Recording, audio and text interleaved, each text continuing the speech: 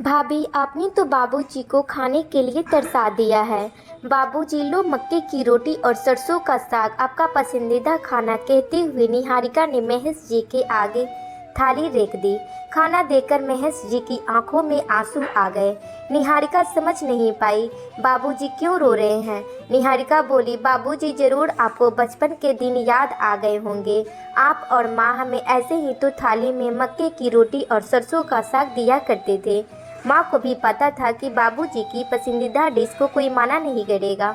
और बाबूजी, सबसे मज़ेदार बात तो ये है कि कभी हमारा भी पसंदीदा खाना बन जाएगा, हमें पता ही नहीं चला।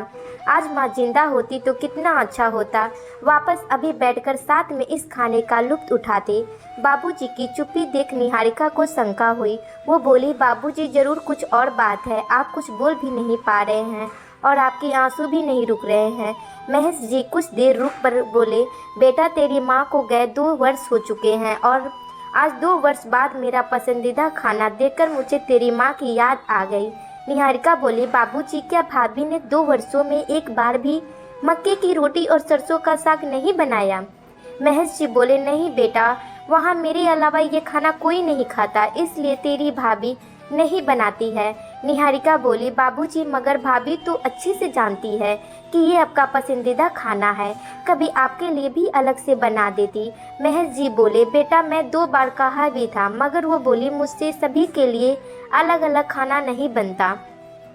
बाबूजी, आपको इतना ही खाने का मन कर रहा है तो पास के किसी ढाबे पे जाकर चले जाइए, वहाँ खा लीजिएगा। वैसे भी मुझे कभी अक्षत की पसंद का खाना बनाना पड़ता है तो कभी बच्चों की पसंद का।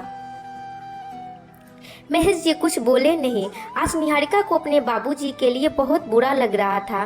15 दिन बाद जब निहारिका अपने बाबूजी को छोड़ने मायके आई तो अपनी भाभी पारुल से बोली, भाभी, आपने तो बाबूजी को खाने के लिए तरसा दिया है। पारुल बोली, क्या हुआ दीदी? निहारिका बोली, कुछ नहीं भाभी, मुझे खुशी है कि इन 15 दिनों में मैं बाबूजी को उनकी पसंद का खाना खिलाया। पारुल समझ चुकी थी कि क्या कहना चाहती है। भाभी, जब आपके बाबूजी को आपकी भाभी खाने के लिए तरसा देगी तब आपको समझ में आएगा।